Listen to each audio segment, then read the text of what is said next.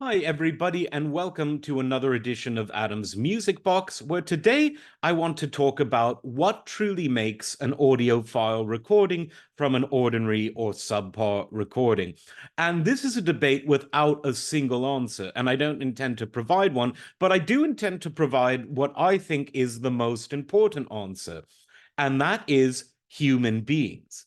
So we hear a lot of talk, very importantly, about the mastering chain that is used to produce an audiophile recording. We hear a lot about the equipment used to record and master it. We hear a lot about the kind of format that it is eventually delivered on. Is it a high resolution file? Is it an LP record? Is it a tape itself?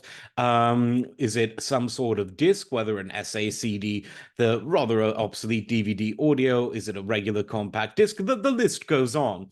And we'll get to all of that. But at the end of the day, the most important people are the recording engineer who actually records and mixes the album, him or herself, and then the mastering engineer. And when we talk about old records, old albums that become audiophile with the new mastering, it really comes down to the mastering engineer.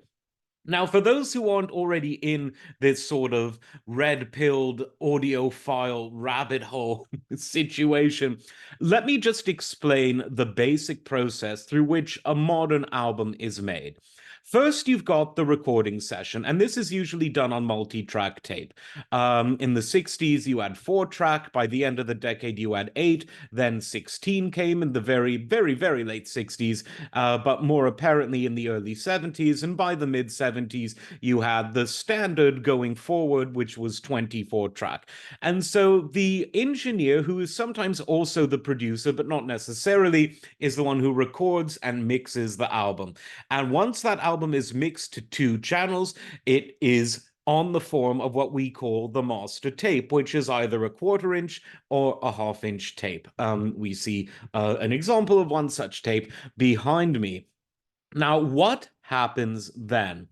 At that point, it needs to be mastered. And mastering refers to preparing the master tape for the formats that will be sold to consumers. In the 70s, which in many ways was the golden age of the recording industry, and the 80s too, for that matter, the most typical format generally was the LP record. So what would happen is the 2-track stereo master would be sent to the mastering engineer, and this engineer would then cut a master lacquer that would then be used to make the records. And at the same time, he would make an EQ'd tape copy for backup purposes and for the purposes of sending this EQ'd tape to record pressing plants throughout the world. Because when records were mass produced, one plant wasn't enough. And because every record pressing should ideally sound identical, these EQ'd copies would be sent, let's say, to plants in, if it was an American album, to plants in Europe, in Japan,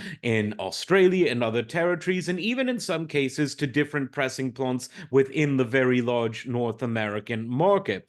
What this meant is that some records were cut directly from the master tape, meaning the lathe that would cut the lacquer, the master lacquer, would be operated by an engineer using the original 2-track tape, and all of the EQ choices made would be imprinted on that lacquer. But for some people, the record would be made from an EQ'd tape copy that the engineer made, typically at the same time, because, of course, this was the day before email, before digital files, before digital full stop, when a tape of one kind or another would need to be sent to all of these pressing plants all throughout the world.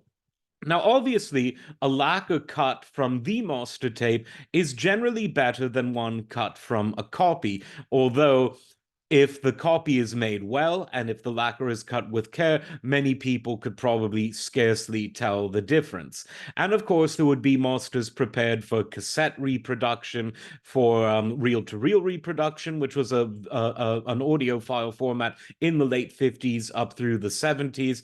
And then when you had compact discs, things became a bit easier because all you needed to do was digitize the tape during mastering, take the appropriate mastering decisions, regions, and there you go. Even though in the early days of CD, different regions had their own CD plants, and rather than just send a digital master made from a single mastering engineer, you had in the early 80s the phenomenon of different CDs for different regions being mastered by different people, often from a different tape source.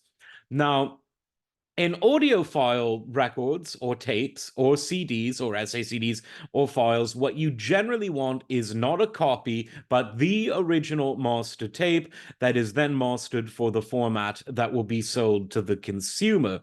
And of course, the better equipment you have, the better the quality is going to be. So the console that the mastering engineer is using, the lathe that cuts the lacquer, if this is an LP, the digital to analog converter, if this is going to be any digital format, etc. The quality of the tape machine that it's played from, all of that, the cables that connect the equipment, all of that is important. And the better that stuff is, the closer you are going to get to an audiophile record. But in all of these discussions about the mastering chain and the equipment used in that mastering chain, one of the things that I find missing from this discussion is the person involved. The recording engineer is obviously the first human that really controls how a recording sounds. Sometimes the two-track master that he produces is so good that little else needs to be done other than conversions to the formats of your choice. Other times, though, even when recorded well, a master needs to be fixed a bit. And by that, I mean you need to apply EQ choices. For instance, let's say that the album was recorded and mixed in a studio with custom built speakers that are unlike anything else, and especially unlike the kind of equipment that the average or even semi-high-end consumer would have.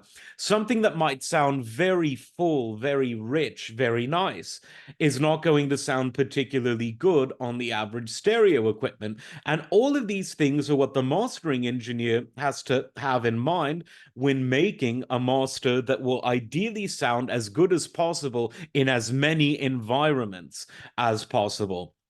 And there are usually, and this is speaking very broadly, three choices that the mastering engineer can make. If he or she thinks that the two-track master coming in is really perfect, then if you're working on a digital format or from one tape to another tape, like a reel-to-reel that would be sold to the consumer, a flat transfer is sometimes all you need. This means no EQ or compression or limiting or anything else is applied, just straightforward, a straightforward transfer. With an LP, you always need to do a bit of work because of the hypersensitivity and quirks of the format. But even so, if it's done relatively flat, an LP will be fine, and the mastering engineer will have to put his ego aside and do what he needs to do.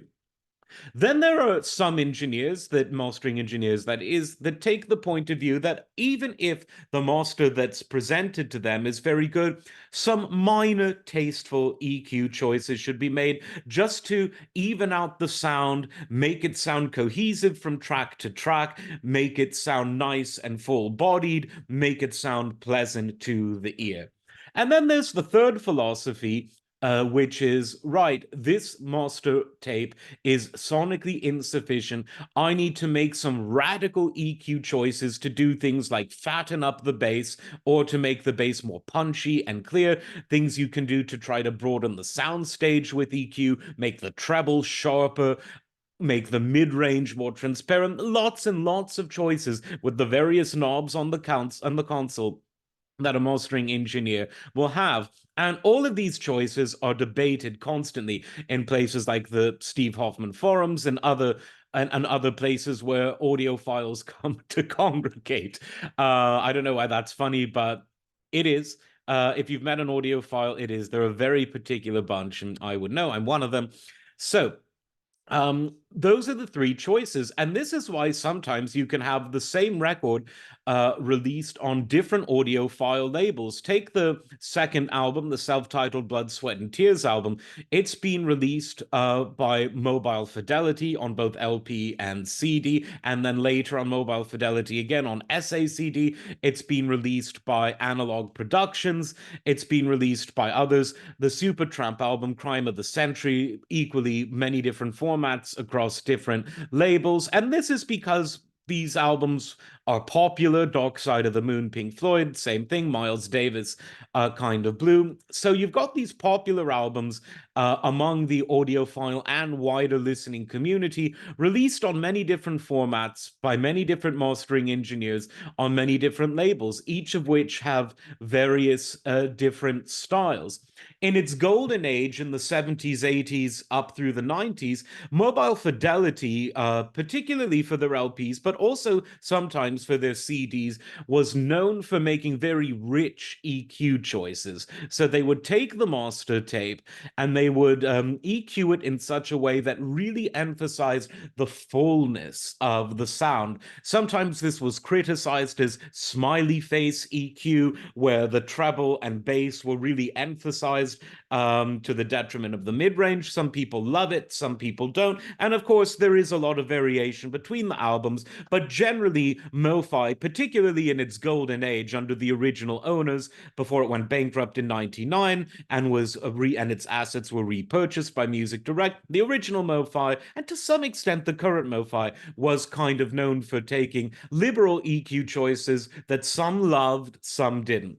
Then you had DCC and its successor, Audio Fidelity, and the main engineer there was Steve Hoffman. His philosophy is to either do things flat or as flat as possible. So he might kill me for saying that he sometimes did things flat, although I do believe he did. But he would apply EQ very gingerly. He wanted the listener, whether on LP or CD or SACD, to hear the master tape as it was. So that means a good master tape will sound great, and one that isn't so good, well, it will sound authentic. You will hear what the people in the mastering studio heard.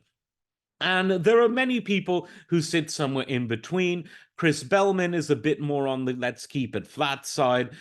Kevin Gray, tiny bit more EQ, but still generally rather flat. And everyone, of course, has their own views. Bernie Grunman does different things for different albums. These are all very famous mastering engineers. They all have their own unique approach. And of course, to a degree, this approach varies based on what source material they're getting. Of course, they preferred the original master tape, but there's one engineer who really proved that it really is more about the person than about the source.